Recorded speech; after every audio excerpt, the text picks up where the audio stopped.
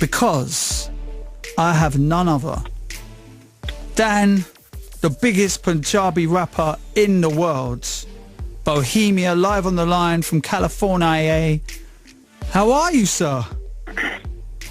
Nihal, what's up with you, man? Oh, I'm good. Dude, listen, thank you so much for giving me the world exclusive of Rue on the show last week. That was such a big look, and a great response for the track as well. Now, the reason I am playing this particular instrumental in the background is because when Imran Khan released Satisfier, some people asked him about Yo-Yo Honey Singh.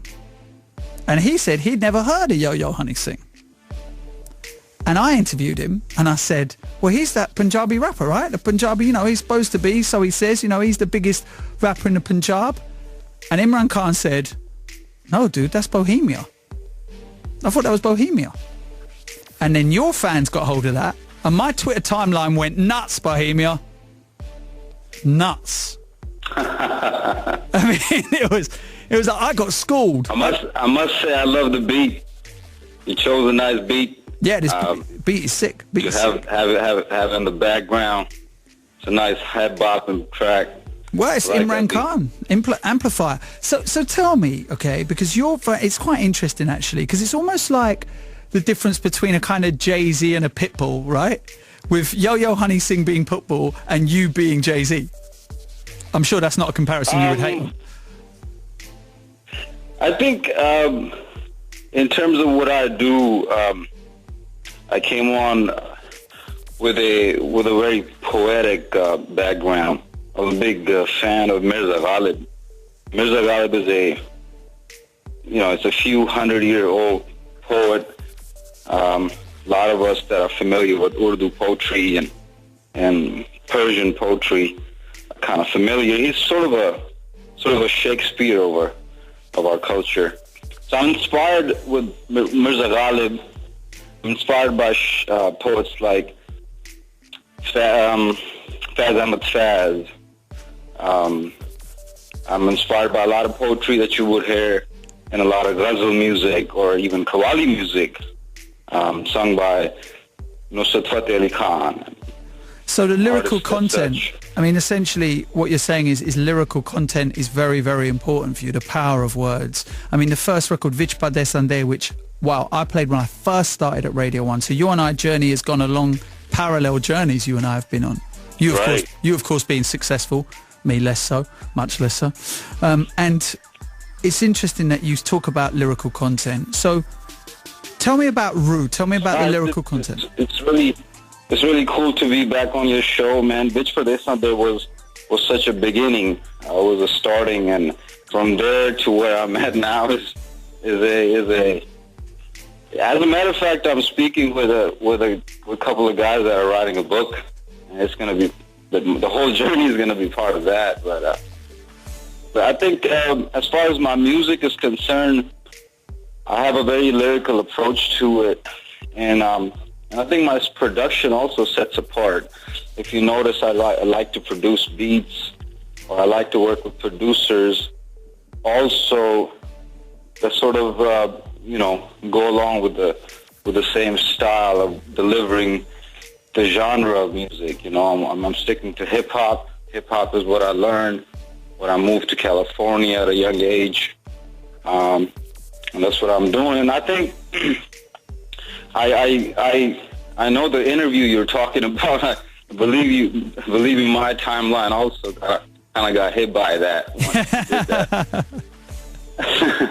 But I think it's interesting. I think since the Vich Pradesh days, when you yourself and BBC introduced me as the only or the first Punjabi rapper in the world and all of that, as a matter of fact, I think BBC coined that whole the Punjabi rapper phrase.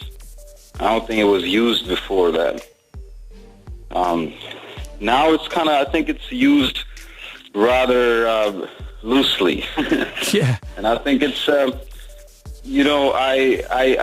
remember Imran Khan, speaking on the subject and sort of like sticking with his argument that he never heard of Honey Singh. But I think that was a stretch. But I could see his point. I could see his point. Me being myself, living internationally, and music scene being so big and vast. I don't think we listen to what goes on in India. Right, that's interesting. You know, people. I don't think we listen to. I don't know anybody that has a CD from India. You won't find it in my house or in my car, and my boys. You know, I'm listening to 2 Chainz. Right. You know, I'm listening to. You know, I love the Holy Grail. Yeah. That's what I've been bumping for the last few days. Yeah. I mean, I'm listening J. Cole and Yeezus and can I ask you though? Yeah. Can I ask you, what do you think of Honey Singh's contribution to Punjabi rap? If you think he has a contribution, because I know your fans think he's got no contribution. They are firmly in the camp of like we're ignoring him.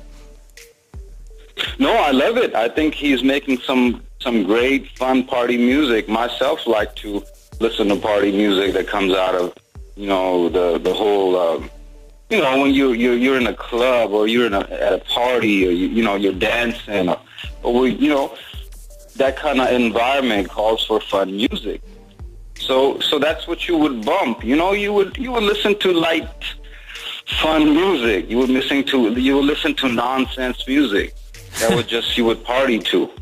And I think that's great. You know, that happens in America all the time, and of course, and I think it's not to be looked down upon. Like, you know, I think the comparison better is a Soldier Boy comparison. Right, you know? I hear you. You know, everybody got up on Soldier Boy's case. You know, even Ice-T took an offense to him. He got vocal on it. He got all personally. He put out a video on YouTube cussing out Soldier Boy. But to me, an Ice-T is a legend, man. If you don't know Ice-T, you don't know hip-hop. Yeah, for real. You know, and I'm pretty sure kids like Honey Singh, they're not listening to Ice-T, man. You can't talk to them about Ice-T, Ice Cube, and, you know, KRS-One. And where I'm from the Bay Area, you got Spice One. You know, even now you got Mac Dre, recently passed away a few years back. And the whole movement that started, that got caught on, and, you know, how did you, can I ask you, and everybody that started the slang. And anyways, you're coming back to that. It's a Soldier Boy effect. Yeah, I hear you. It's fine. You know, he's making making fun music. But when you see me in the industry, I created a genre of music that required. I was doing what hip hop has done in America. I was trying to do that in India. And you see, for that you need an infrastructure. But Bohemia, can I just ask you for a second? Wait, 1 second. Bro, can I just ask you, how do you fit that into the Bollywood format? Because you've worked with Bollywood, and Bollywood is very pop orientated. It's about speaking to as many people as possible. How did you have to compromise creatively in any way with your approach to music? Because you mentioned the great poets, the Urdu poets. Did you have to compromise? 102%, because the only reason you found me in Bollywood, because I was personally invited by Mr. Akshay Kumar. He's a superstar. He picks up the phone, personally calls you.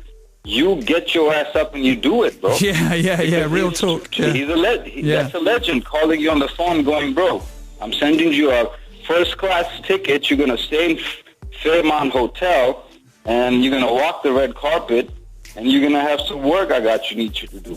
And that's respect, man. Yeah, you can't turn that down. And you don't turn that down. And after that, I did, I think, 2 tracks or 3 tracks with him. And I think I have refused about 13 tracks. Why? Because they keep sending me these garbage beats, these such beats and music that is so cheesy, and they try. It's so, I can read it like it's an open book. I know what they're trying to do. Just because rap is the new thing, so they're like, oh, let's do this, man. Just rap about it. Yeah. What do you think of hardcore? Don't do it. There's some artists that have approached me. They're so big. I'm their fan. And I'm like, please don't rap or don't have rap on your music. just because rap is the big thing, that doesn't mean everyone